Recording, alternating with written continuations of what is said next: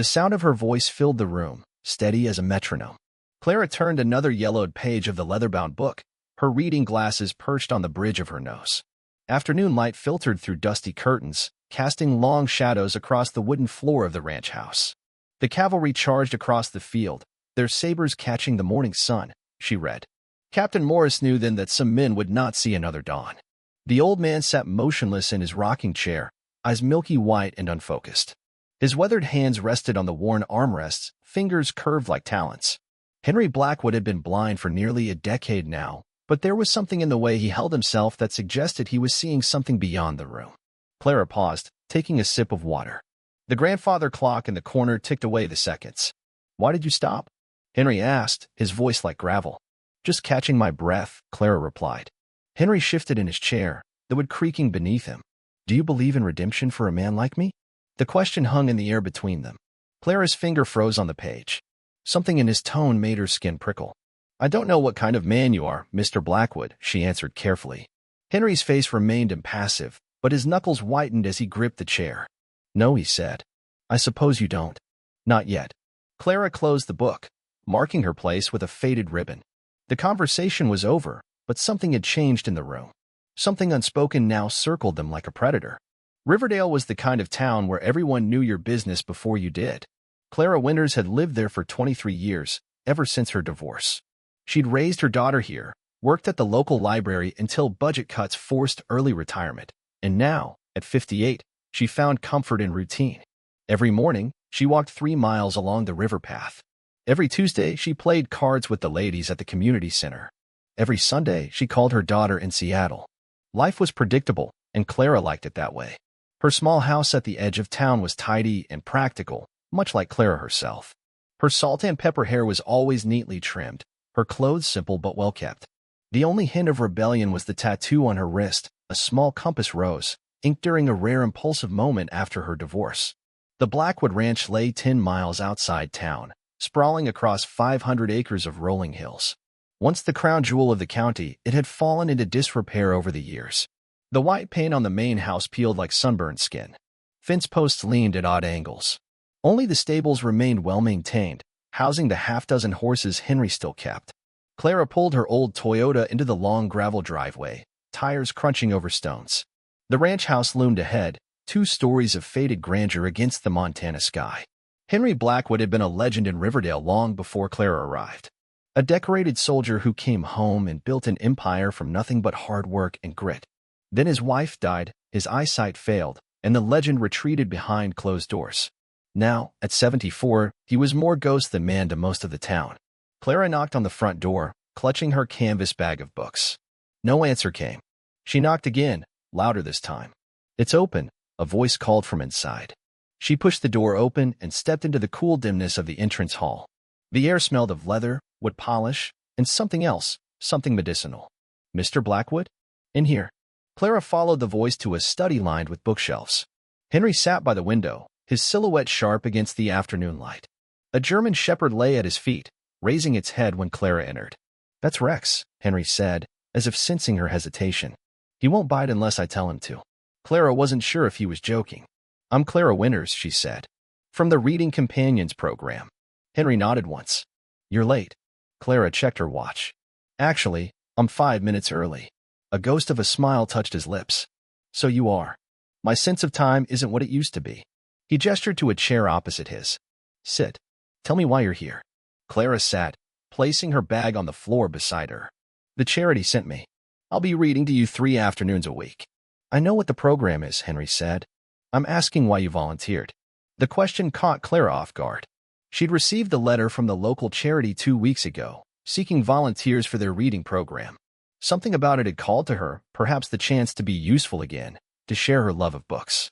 "I used to be a librarian," she said finally. "Books have always been my escape." "I thought, maybe they could be yours too." Henry's blind eyes seemed to look right through her. "Escape," he repeated. "Yes, that would be something." As Clara unpacked her books, she felt a strange electricity in the air. The ranch house seemed to hold its breath around them, as if waiting for something to happen. That first day, Clara read from a collection of Western short stories. Henry listened without interruption, his face unreadable. Only when she reached a passage about a cavalry charge did his expression change, a slight tightening around the mouth, a furrow between his brows. "That's enough for today," he said abruptly. Clara marked her place. "Same time on Wednesday?" Henry nodded, already turning away. "Rex will see you out." The dog rose and padded to the door, looking back at Clara expectantly. She gathered her things and followed, feeling Henry's unseeing gaze on her back. As weeks passed, their sessions fell into a rhythm. Clara would arrive precisely at 2 o'clock. They would exchange brief pleasantries. She would read for exactly 90 minutes. Henry would dismiss her with a nod or a wave. Sometimes he would ask her to repeat a passage. Sometimes he would interrupt with a question or comment. Once, during a description of a battlefield, he muttered something in a language Clara didn't recognize. "What was that?" she asked. "Nothing," Henry said. "Just remembering." The ranch became familiar to Clara. She learned which floorboards creaked, which windows caught the afternoon sun. She noticed the photographs on the mantelpiece, Henry in uniform, medals gleaming on his chest, Henry with a beautiful dark-haired woman, Henry on horseback, younger and unburdened. One afternoon in late October, rain lashed against the windows as Clara read from The Old Man and the Sea. The fire crackled in the hearth, and Henry seemed more relaxed than usual, his head tilted back against his chair. "But man is not made for defeat," Clara read. "A man can be destroyed but not defeated." Henry made a sound, a half laugh, half scoff. "You disagree?" Clara asked. "Hemingway was a romantic," Henry said. "Some men are defeated long before they're destroyed." He paused. "What do you see when you look at me, Clara?" The question startled her. It was the first time he'd used her first name. "I see. A man who's lived a full life," she said carefully. Henry's laugh was bitter. "That's a diplomatic answer. What would you prefer? That I see a bitter old man? A recluse? A legend past his prime?" "I'd prefer the truth," Henry said quietly. Clara studied him, the strong jaw now softened with age, the calloused hands that had once built fences and broken horses, the milky eyes that had seen things she couldn't imagine. "I see a man with secrets," she said finally. Henry nodded slowly. "Better," he said. "Much better." That night, driving home through the rain, Clara couldn't shake the feeling that something had shifted between them. The safe distance she'd maintained was eroding, and she wasn't sure if that was good or bad. November brought early snow and shorter days. Clara found herself hurrying to reach the ranch before darkness fell. The reading sessions grew longer, sometimes stretching into the evening. Henry began offering her coffee, then whiskey. Sometimes they would sit in silence after she finished reading, listening to the wind howl across the plains. "Tell me about your life," Henry said one evening as Clara was packing up her books. "Not much to tell," she replied. "I was married. It didn't work out. I raised a daughter who's now a doctor in Seattle. I worked at the library until they cut the budget. And now you read to blind old men." Clara smiled despite herself. "Just one blind old man. Lucky me." There was something in his tone, not quite sarcasm, not quite sincerity. "What about you?" Clara asked. "The town has stories, but I'd rather hear yours." Henry was silent for so long that Clara thought he wouldn't answer. Then he sighed, a sound like wind through dry leaves. "I was a different man once," he said. "I did things, necessary things. War makes animals of us all." "You were a hero," Clara said. "That's what everyone says." Henry's laugh was hollow. "Heroes are just men who were photographed at the right moment." The next day, Clara arrived to find Henry agitated.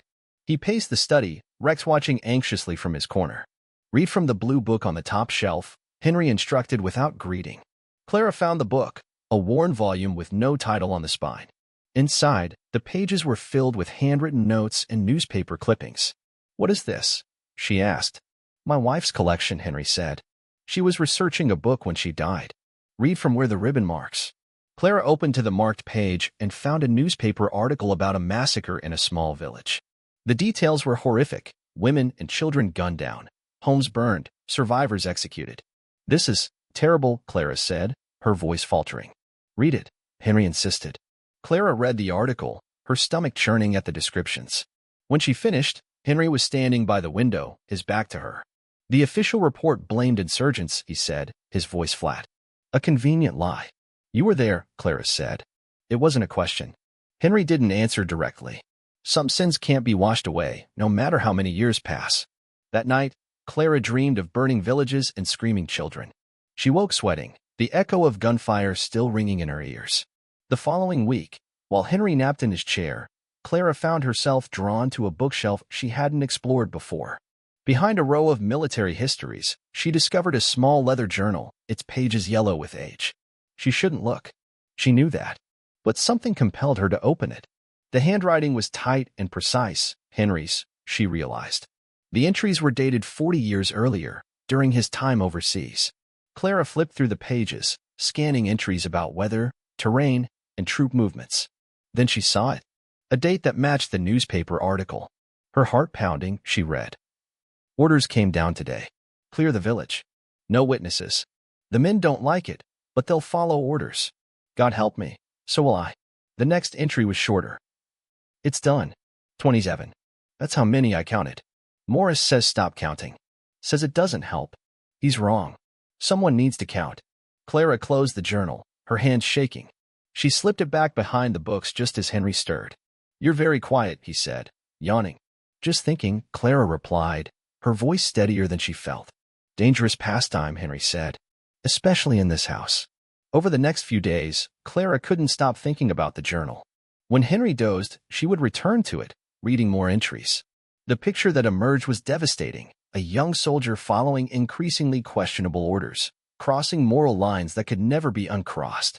There were other incidents besides the massacre. Prisoners interrogated using methods that made Clara's blood run cold.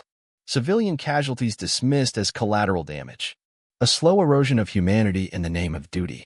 Yet alongside these horrors were moments of doubt, of self-loathing, of desperate attempts to justify actions that Henry himself clearly found reprehensible. The colonel says it's necessary, one entry read. Says we're saving more lives than we're taking. I want to believe him. God, I need to believe him. Clara began to see Henry differently. The gruff exterior, the isolation, the bitterness, all of it made terrible sense now. He was a man haunted not just by what he'd seen, but by what he'd done. One afternoon, as Clara read from All Quiet on the Western Front, Henry interrupted her. You found the journal, didn't you? Clara's voice died in her throat. She closed the book slowly, buying time. Yes, she admitted finally. Henry nodded, his expression unreadable. And now you see the monster behind the man. I see someone who made terrible choices in terrible circumstances, Clara said carefully. Don't make excuses for me. Henry snapped.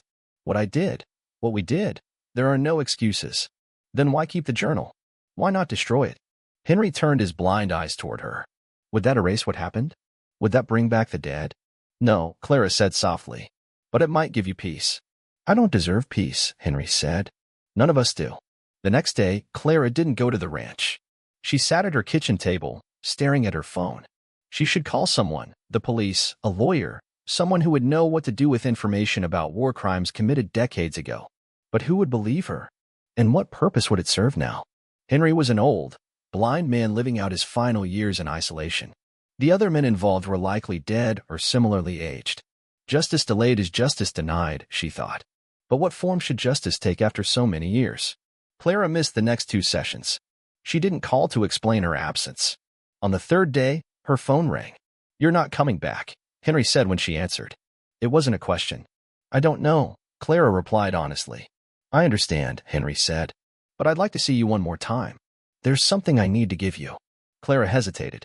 I'll come tomorrow. The ranch looked different somehow when Clara arrived the next day. Smaller, less imposing. Henry waited for her on the porch, Rex at his side. Walk with me, he said, extending his arm. Clara took it reluctantly, guiding him down the porch steps and along a path that led to a small rise behind the house. At the top stood a gnarled oak tree, its branches bare against the winter sky. My wife is buried here, Henry said. She wanted to be able to see the ranch from her resting place. A simple headstone marked the spot. Eleanor Blackwood, beloved wife, 1949 to 2005. She knew everything, Henry continued. All the things I'd done, all the nightmares that woke me screaming. She knew, and she stayed. She must have loved you very much, Clara said. More than I deserved, Henry agreed. Before she died, she made me promise something. She made me promise to tell the truth, to stop hiding behind silence and shame. From his pocket, Henry withdrew a small USB drive. Everything is here, he said. The journal, photographs, names of others who were there. Everything I could remember. Clara stared at the drive. Why are you giving this to me? Because you'll do what's right with it, Henry said simply. Whatever that means. They stood in silence for a long moment, the cold wind whipping around them. What do you want me to do with it? Clara asked finally. Henry shook his head.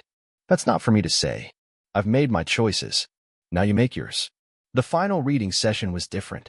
They sat not in the study but in the kitchen, where afternoon sunlight streamed through windows that overlooked the mountains. Clara read from The Road Not Taken, Henry's request. When she finished, Henry spoke. I joined the army because my father expected it. I stayed because I was good at it. I followed orders because that's what soldiers do. He paused. But there comes a point when a man must decide for himself what's right and what's wrong. And you chose wrong, Clara said softly. Yes, Henry admitted. And I've lived with that choice every day since. Do you want forgiveness? Henry considered the question. I want acknowledgement. Of what happened. Of my part in it. The dead deserve that much. Clara nodded. Then that's what I'll do with this. She held up the USB drive. I'll make sure the truth is known. That's all I ask, Henry said. As Clara prepared to leave, Henry called her back. One more thing, he said. Thank you for the reading. For a few hours each week, I was somewhere else. Someone else. You're welcome, Clara said, and meant it. She drove away from the ranch for the last time, watching it recede in her rearview mirror until it was just a speck on the horizon. The USB drive sat heavy in her pocket, a burden and a responsibility. 3 months later, a package arrived at the offices of a major newspaper.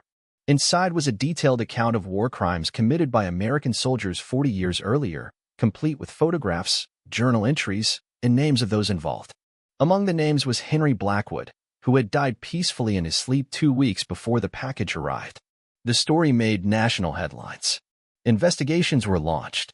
Some of the men named were still alive and faced questioning. The village where the massacre occurred held a memorial service for those who had died. Clara stood at the edge of the Blackwood property, watching as the sun set behind the mountains. The ranch had been sold, the proceeds donated to charities supporting war victims. She knelt beneath the oak tree where Eleanor was buried. Beside the headstone was a newer one. Henry Blackwood, 1948 to 2020, The Truth Shall Set You Free. Clara placed the journal at the base of the stone. She had kept this one thing back from the package she'd sent, feeling somehow that it belonged here, with him. The world knows now, she said quietly. For better or worse, they know. The wind whispered through the branches overhead, carrying away her words. Clara stood, brushing dirt from her knees. As she walked back to her car, she thought about redemption, about justice, about the weight of secrets carried too long. The journal remained behind, half buried in the earth, its pages open to the wind and rain and whatever judgment might come.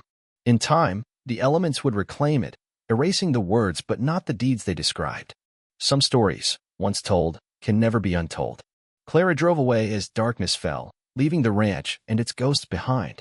In her rearview mirror, the old oak stood sentinel against the purple sky, its branches reaching upward like hands in prayer or supplication or perhaps surrender.